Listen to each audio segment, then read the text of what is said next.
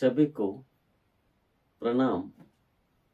इस वीडियो में कुछ भी चूक भूल होने पर मुझे सभी माफ करना है। मैं यहाँ शिव भक्त लिखित वेद मंथन गाथा के चौथे मंथन का विवरण इस वीडियो में देने वाला हूँ। वेद मंथन गाथा का जो भी चौथा मंथन होता है वो ऐसा है। काव्यानट के कटि स्थान में गणेशा, मधुर मधुर ऐसा अर्थ निकला ये कटि से। सठ शास्त्र ये मत भेद दिखाने को, जैसे कि भिन्न भिन्न हाथों में भिन्न भिन्न आयुधे। सब में ही सूर एक हमारा, बुद्धि के तीक्ष्ण धारक तर्क शास्त्र में हंस शेर न्याय से। सत्य सत्य ही चुने, न्याय शास्त्र अंकुशास्त्र हमारा। अत्यंत रसवंत और मधुर मधुर भक्तों को धुंध करने वाला शास्त्र वेदांत शास्त्र हमारा। भक्त भगवत कहे वेदांत शास्त्र, मंगल मूर्ति के हाथ में कमोदक मीठा मीठा है प्रसाद हमारा। ऐसा मंथन लिखा गया है। इसी मंथन का विवरण यहाँ इस वीडियो में हम देने वाला है। इस वेद मंथन गाथा के चौथे मंथन में शिव भक्त भगवत कहते हैं कि सर्वप्रथम पूजनीय श्री गणेश महाराज को, गणेश महाराज के रूप को सठ शास्त्र के अनुसार अनेक अनेक उदाहरण इस मंथन में विवरण में देते हैं। काव्य और नाटके जैसे भी होते हैं, काव्य और नाटके, ये तो कंबर के नीचे के स्थान पर होकर मधुर मधुर अर्थ का उसमें से झुनझुनकार होता है। ऐसा इसमें अर्थ निकलता है। उसमें से जो झुनझुनकार होता है, 6 शास्त्र के मतभेद को बताने के लिए, जैसे कि गणेश जी ने अलग अलग हाथों में अलग अलग आयुध धारण किए हैं, वैसा यहाँ संत ज्ञानेश्वर महाराज ने भी श्री मद्भगवत गीता लिखते वक्त ऐसा गणेश जी के उदाहरण दिए गए हैं।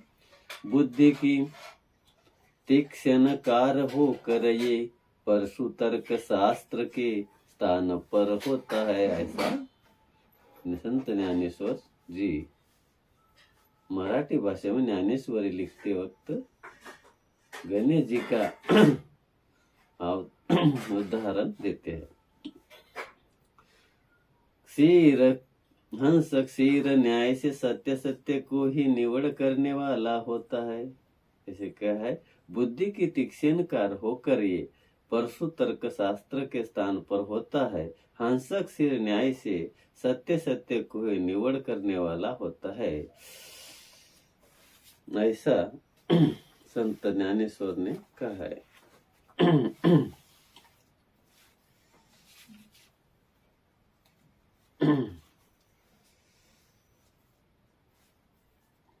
अनंत शास्त्र बहु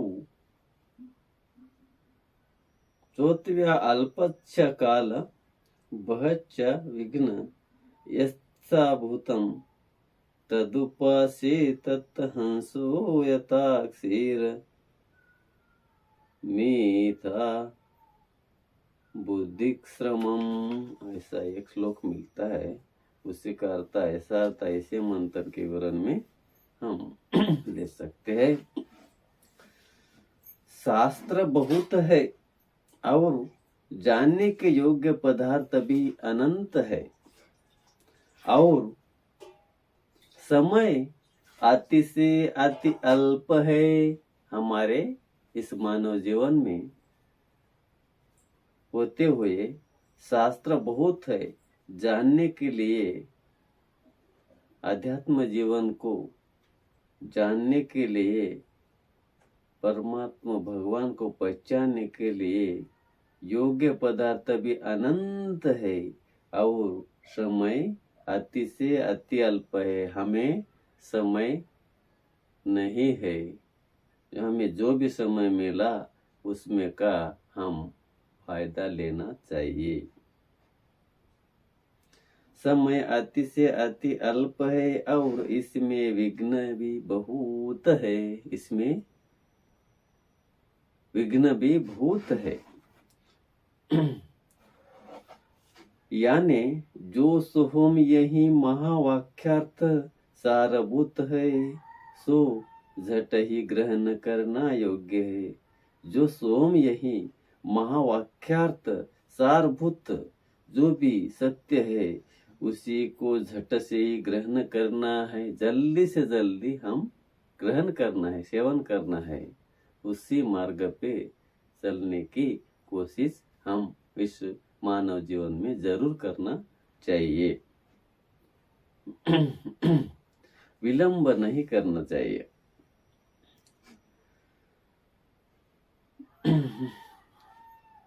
जैसे हंस पक्षी जल का त्याग कर दूध सेवन करता है, वैसे ही 18 पुराण से शास्त्र 4 वेद होते हैं। ऐसे ही शास्त्र 4 शास्त्र होते हैं।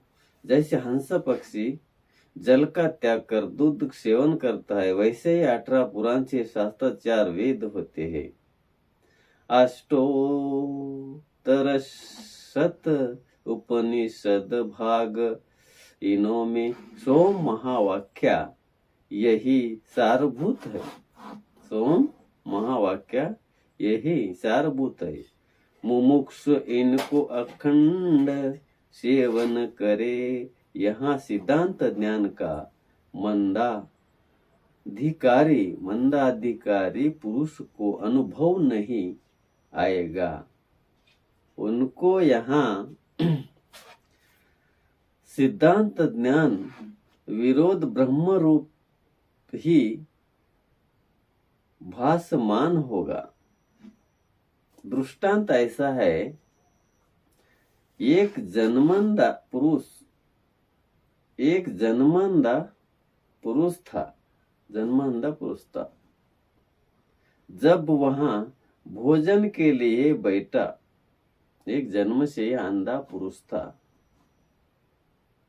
जब वहां भोजन के लिए बैठा, तब अन्न परोसने वाले आदमी ने उससे कहा कि दुग्ध चाहिए क्या? अंधे ने पूछा। जो परोसने वाला आदमी ने उससे कहा अंधे से कि दुग्ध चाहिए क्या? अब अंधे को क्या मालूम दूध कैसा होता है? अंधे ने पूछा दुग्ध कैसा होता है?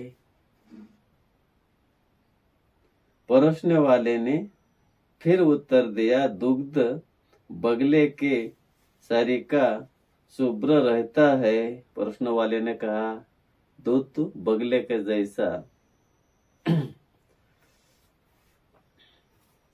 शुभ्र रहता है।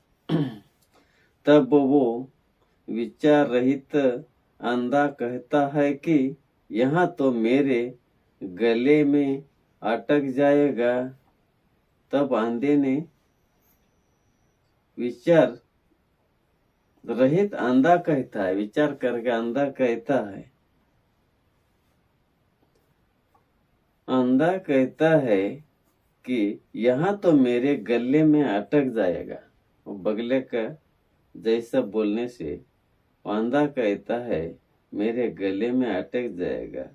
ऐसा कहकर दुग्ध का अंधे ने त्याग किया। सिद्धांत ऐसा है, जैसे विचार रहित मंद बुद्धि के पुरुष सोहम महावाक्यार्थ यह सिद्धांत ज्ञान न जानकर उसी को विरोध और ब्रह्म प्राप्त होता है, वैसा यहाँ भ्रमिष्ट होकर सोहम महावाक्यार्थ सिद्धांत ज्ञान का त्याग ही करेगा। अभी इससे उदाहरण के अनुसार हमारे जीवन में ऐसी ही हकीकत हो रही है। जैसे कि हम आध्यात्मिक ज्ञान बिना, मानव धर्म का आचरण करने बिना हम अंधे ही हैं। जैसा अंधे ने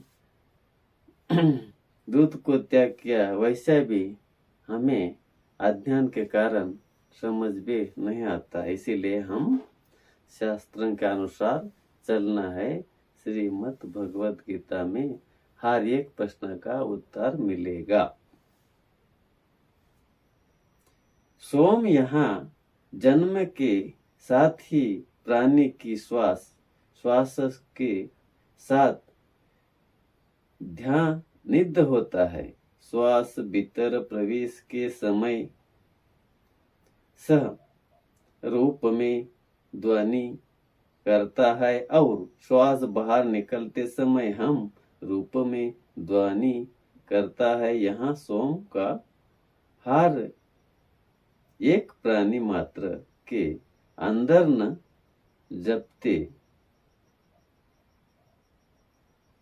हम श्वास को अंदर लेते हुए सोहम और ध्वनि श्वास बाहर निकलते हुए अहम सोहम, ऐसा स्वर सदा चालू रहता है। अभी न्याय शास्त्र ये अंकुश के स्थान पर होता है। अत्यंत रसपूर्ण वो होता है, वो तो अपने आविट मीठेपन से भक्तों को धुंध करने वाला होता है।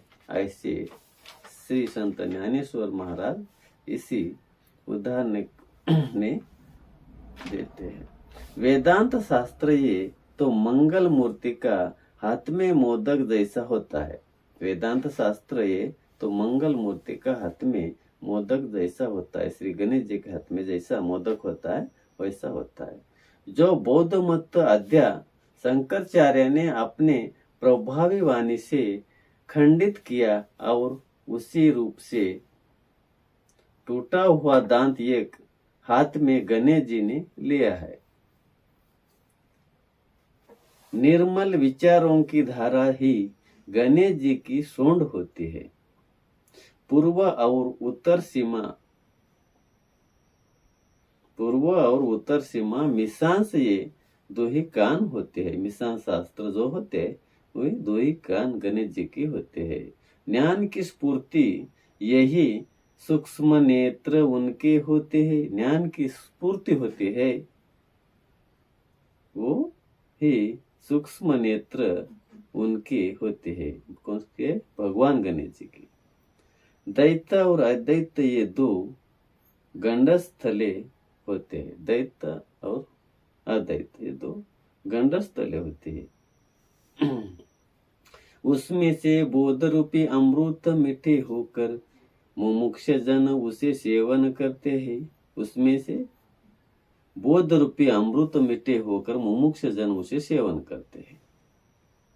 यानी जो बोध रूप, जो उसी शास्त्र के अनुसार बोध करते हैं और उसके सत्य आचरण चलते हैं, वो लोग अमृत मीठे होकर मुमुक्ष जन उसे सेवन करते हैं। मस्तक के ऊपर का मुकुट के ऊपर दसों पनिषेधे वही सुगंधि पुष्पे शोभमान होते हैं। ऐसे ओमकार रूपी गणेश जी के चरण ये होते हैं। उसमें से आकार के स्थान है। मकार ये उनके विशाल उद्धार है। मकार मस्तके स्थान पर है, ऐसा वो आदि बीज, ऐसा वो आदि बीज गणेश जी को ज्ञानेश्वर महाराज वारंवार वंदन करते हैं और श्रीमद् भगवत गीता के सारांश मराठी भाषा में लिखने का आरंभ करते हैं। ये विवरण जब भी श्रीमद् भगवत गीता का सारांश मराठी में ज्ञानेश्वरी शास्त्र लिखते वक्त ऐसा गणेश जी के बारे में ज्ञानेश्वर महाराज ने वर्णन किया है।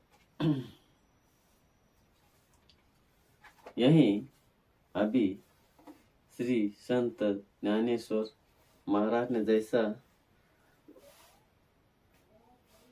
मराठी में सारांश लिखते हुए विवरण दिया है, उसी का विवरण इस वेद मंथन के चौथे मंथन में शिव भक्त भगवत ने दिया गया है। इसमें कुछ चूक भूल होने पर क्षमा कीजिए। हम फिर मिलेंगे 5वें मंथन में। सभी को राम राम।